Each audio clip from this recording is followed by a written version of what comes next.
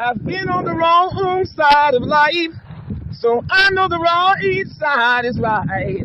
For when fear became my life, you came and changed my life. Patiently, as bad as I was, yeah, he stayed with me. This is an RFMCA production. Reginald. Doom, doom, doom, doom, doom, doom.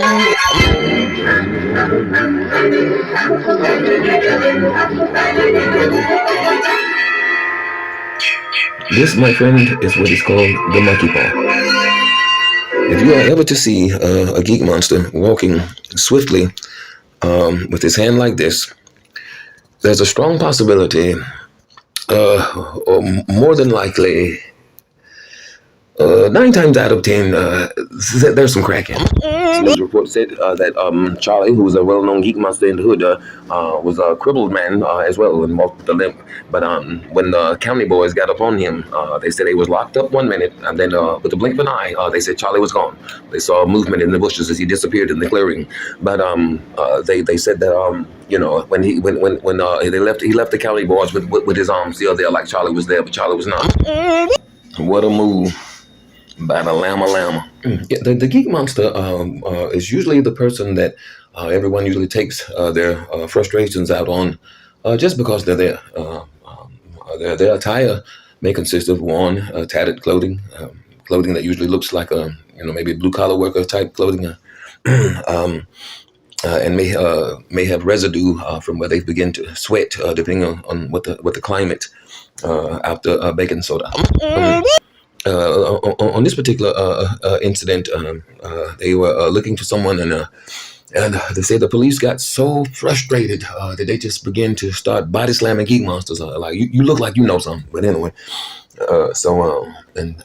During a raid, I think the guy, he must have thought that because he was a geek monster, he wouldn't be taken to jail with the rest of them, and so as they began to apprehend him on his way out the door, he was quoted for saying, "I am a smoker."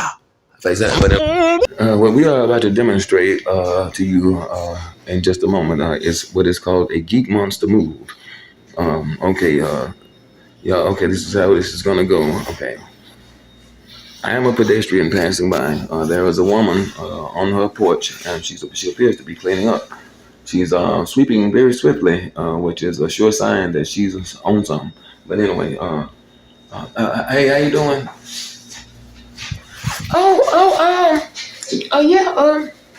Hey, how you doing? You want some Kool-Aid? You want to use my Wi-Fi?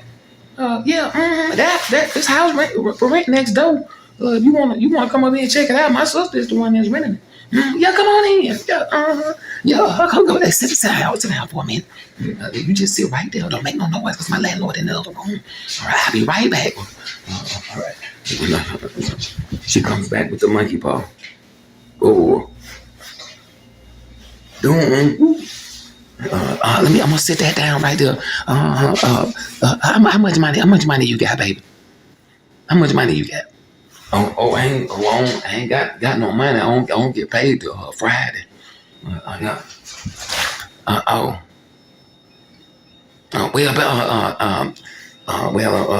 Well, I got to you think I can get some Kool-Aid? Ain't no more Kool-Aid. How come the Wi-Fi ain't working? I gave you the code. Another girl said she had the code and it didn't work. It didn't work for her either. I'll be back.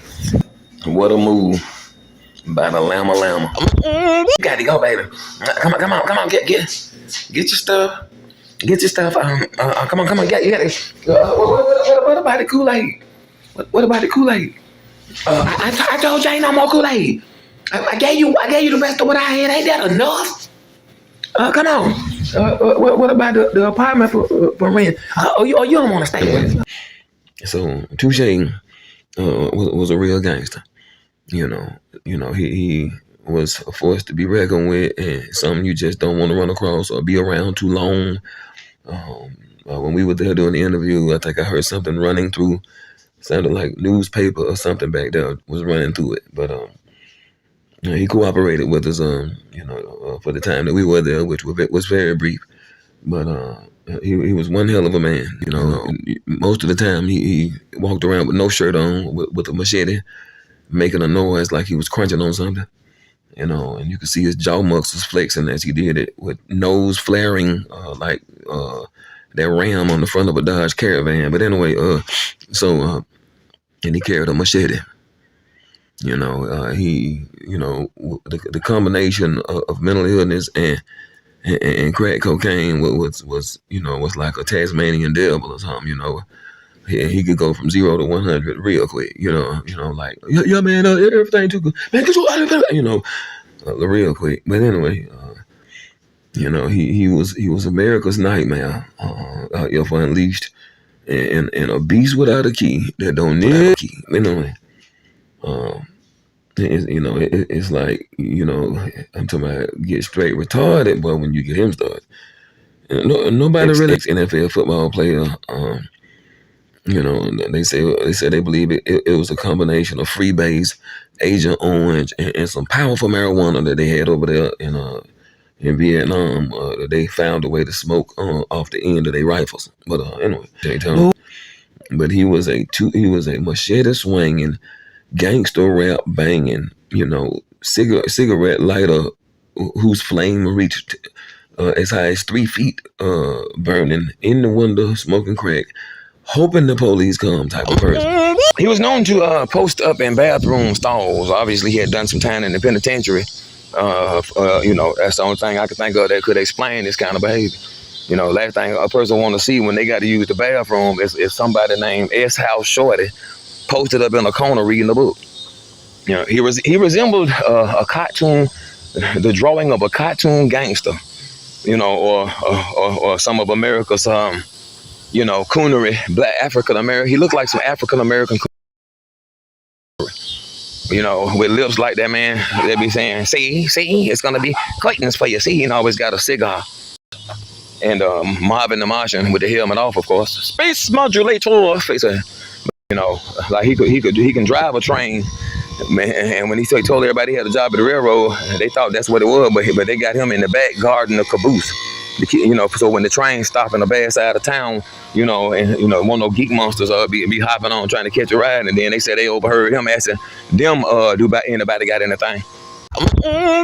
Someone asked me about approximately how long does it take before you begin to see a change in someone who is supposedly sneaking and geeking. Actually not long. In about a week, a person can go from sane to deranged and strange to, hey man, you think I can get some change? Go from fresh haircut to a mini fro, from driving to walking, and from having a mouthful of teeth to being as bad mouth as that babe on Look Who's Talking. But anyway, from healthy and fat to your stomach touching your back and looking like a 9mm gun with a duck head on it. Pull the trigger and my 9 goes quack. I mean, messing with that crack. There was one guy named Sam. Whenever he hit one, but he used to be looking dead serious, and I started laughing, and he was like, "We'll see how funny it is when the Saints come marching in." They thought Charlie was gonna be an easy catch. Charlie thought about that they were trying to put him in a cage, and not only that, won't be no crack. It's time to scratch. As people began to gather together after the incident and Charlie disappeared in the clearing, several of us gathered together and could all agree that we were all victims of Charlie's, who money he ran off with, including mine. I was like, what happened to the guy with the limp leg? And everyone that was out there, including the police, were like, what limp leg? Bob McGee was a former staff member of a drug and alcohol recovery program and also a recovering addict. Everything that went on at the City of Hope had to come through the hands of Mr. Bob McGee. He unfortunately relapsed. And they said he resurfaced in Las Vegas and had this to say.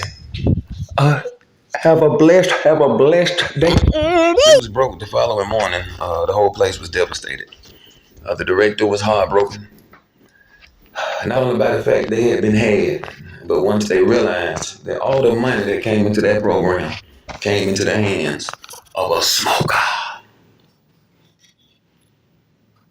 What a move by the llama. Description of what it was like to be an addict was he said like a walking ghost. I am a smoker.